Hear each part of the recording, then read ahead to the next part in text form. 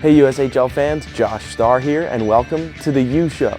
This week we'll check in with a big performance by Green Bay's Will Zellers and the Players of the Week. We'll also go to Lincoln and Joel Norman, the Stars broadcaster, with a really fun conversation with Lincoln's goaltender William Prowse. We'll look back at the Chipotle All-American game from last week, and we'll get you all set for this week's action in the USHL.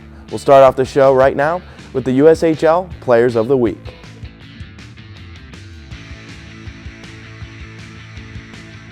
This week's USHL Forward of the Week is Will Zellers from the Green Bay Gamblers.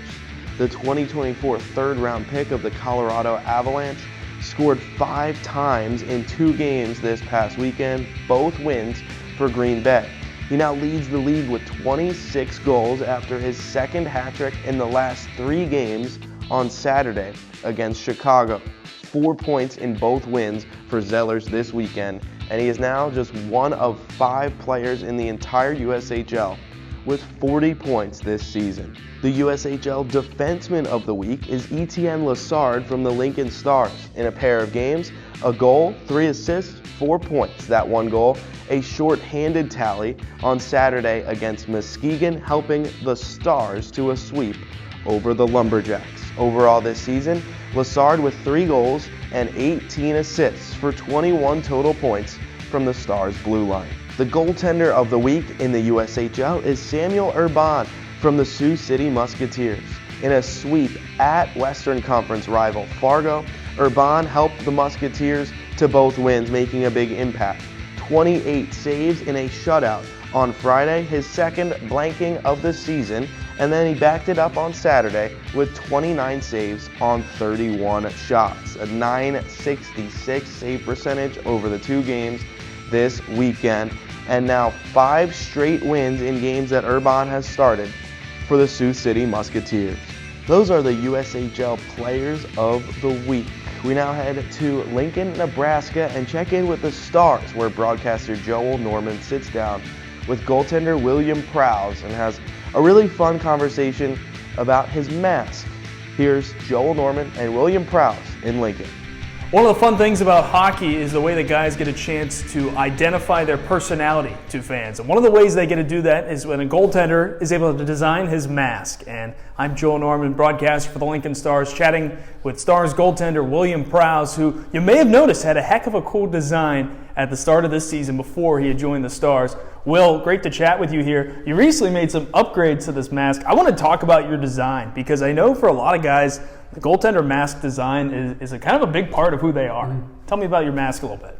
So this one was one I was going to have back at Holderness in the prep school, but I wanted to go with a simpler design, not too many big logos or anything, and I went with an Iron Man theme helmet. Why'd you go with Iron Man? Did you like him or? I think it would be the best. It looked the best, like mask-wise for a helmet. It kind of fit the whole goalie helmet, which is kind of hard to do when you're looking at that stuff, and turned out pretty sweet. You have the eyes on the top. Show me those a little bit. I never even noticed the red up there before. As weird as that is, I never even would have thought of it that way as like an Iron Man thing. Yeah, it's funny because a lot of people don't see it at first, but then once you tell them, they start to realize it a lot more. So that's pretty cool. Tell me about some of the other elements to it. I know you changed the logos on the sides recently. You had the Stars one. Tell people about what you had on the sides before. I had my old school's logos, which was a bowl, both on the side, and then I was able to swap it out with some Stars stickers finally. And then we got the mountains on the side because I'm from Colorado. And then it also worked out because New Hampshire, they have a lot of mountains. And then up here, there are just a lot of little bowls. Very cool. Couldn't switch out, but those are the neat details that you don't see as a fan of the stands, right? You can't see that stuff away, but as we're looking at it up close, it's really cool to see that kind of stuff. The number on the front, right above where your neck would be, you've got 33. Was that your number at Holderness? That was going to be my number for Holderness, yeah. Okay, so you wore this same mask last year? No, I got it for this coming season. Oh, I see. Yeah. Because you weren't sure, hey, am I going to be in the Stars or am I going to be back at Holderness? Mm-hmm. So you were all set this year like, hey, one way or another, I'm wearing blue, right? Yeah, it worked out to where the blues matched each other pretty perfectly, and the helmet didn't have too many big logos, so it was fine. Tell me about the back of it a little bit, because you've got some stuff on the back side. We have, of course, the sticker.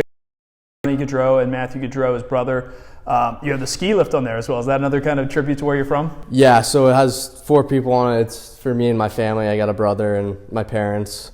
And then ski lift, just because grew up in the mountains, we ski a bunch, and Dad works on the mountains, so that was a pretty cool touch. Really cool. And then we got the mountains on the back, and then I have 2 flowers, one for my grandma and one for my grandpa, so that was super fun to add. And then this orange ribbon, one of my teammates last year, his sister passed away, and so we did a fundraiser last year, and I thought it'd be a cool piece to add to my helmet. Really neat. So a lot of neat ways to have tributes on the helmet as well. Yeah. That's really cool. That was the fun part about being able to design it. Some guys just kind of pass it on over to their designer and say design it, but I gotta add some stuff I wanted. That's cool you mentioned that, because that was going to be my next question. Was like, how involved were you with the design? Was it like, hey, I want this, I want that? Or was it like, was he showing you mock-ups? And who was it also who designed your helmet? So funny enough, there's a guy out in Omaha. He does a bunch of college and USHL guys. He did Yanni's helmet. Okay. And I texted him what I wanted, and then he kind of created some designs, and then we found the one that worked and went off. Really cool. It's been a heck of a season for you here with the Stars. A lot of fun with the way the team's playing. Your success has been a big part of that. Obviously, you just made the commitment to Princeton as well. Tell me about that, because that's a heck of an honor. Yeah, I'm more than thrilled to be going there. Got to go see campus. Coach has been great. Probably the most beautiful school I've ever seen. And right when I stepped on campus, I knew this was somewhere I'd want to be. When did you get a chance to visit? I went out east to see my brother play, and then we went down to Princeton because we have family that lives around that area, so we thought it'd be a fun trip to go see that school and then see some family. Where's your brother play at? He's at Holderness too. Oh, okay, yeah. So he's over there, so it was nice to catch up. Yeah, right? It was super nice to see him. Probably a good chance to catch up with him at Christmas, I would imagine. Yeah, we weren't home for too long, but it was good to see him. Not too bad. Well, what's been your favorite part of being with the Stars so far this season? It's like we said, it's been a fun year to this point. It's been such a good group of guys. I mean, everyone jokes around, can hang out with anyone, can talk to anyone, and I mean, just showing up to the rink's fun. Yeah. Trying to stack some more W's. Will, thanks for spending this time just to chat about your helmet and your time with the Stars, and hey, good luck out there. Yes, thank you. That's William Prowse chatting a little bit about his helmet. I'm Joel Norman. Thanks for watching. Thanks to Joel Norman and William Prowse for their time in Lincoln on this week's U Show. Always cool to get an inside look at a goalie mask. Now, we'll head to the USHL Plays of the Week. Last Friday against Omaha in the 2-1 shootout when now he's got the puck again, moves in, backhander, he scores! Here come the Hawks! Sam Hawk, the takeaway, the quick move from forehand to backhand, and he flips it by Daniel Moore. He's got goals in back-to-back games between these two teams. Cross-creep, but puck support for the Gamblers. Zellers gets around Gorski. He's in and scores. Zellers to the Fox Valley faithful. Ahead for Ramos. Ramos with a nice move there. Ramos looking, score! Ramos! What a move!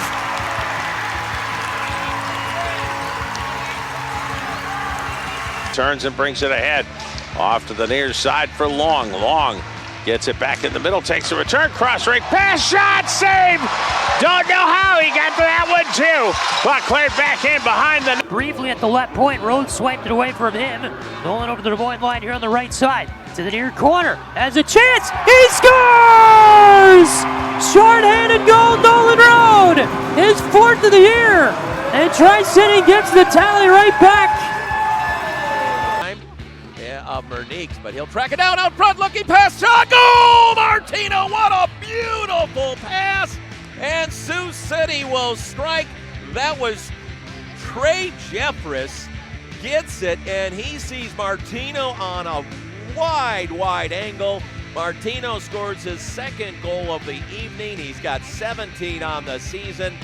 Those are the USHL Plays of the Week, and we now take a look at the standings in the USHL. Starting with the Western Conference, the Waterloo Blackhawks took down the Omaha Lancers in a pair of games this past weekend, led by former Lancer netminder Cam Hendrickson, who was strong at the Chipotle All-American game as well last week. Sioux City also getting some big wins in the Western Conference, sweeping Fargo in Fargo at Shields Arena this past weekend. Tri-City took down the Des Moines Buccaneers for a pair of wins, and so did Lincoln against Muskegon at home last weekend. That is a wrap-up on the Western Conference, and now we head To the east, the Green Bay Gamblers also getting a sweep this past weekend with a win against Cedar Rapids on Friday and Chicago on Saturday.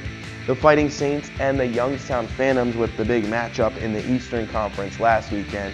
They split, with Dubuque taking 3 of a possible 4 points in the weekend. A really back and forth game on Friday led to a shootout win for the Youngstown Phantoms. And then on Saturday, it was Liam Bierman's first career shutout for Dubuque to lead the Saints home with a victory in Ohio. That's where things stand in the USHL as of this week, as the second half is in full swing.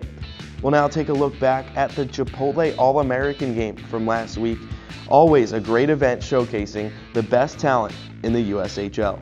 The 2025 Chipotle All-American game was played on Thursday last week in Plymouth, Michigan, and it was showcased on NHL Network.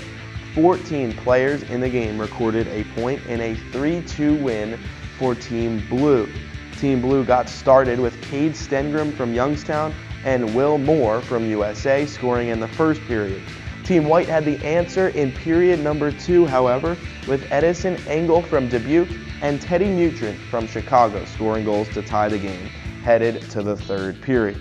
In the third, Riker Lee from the Madison Capitals scored the game-winning goal, and it helped him get the Player of the Game award for the 2025 Chipotle All-American game.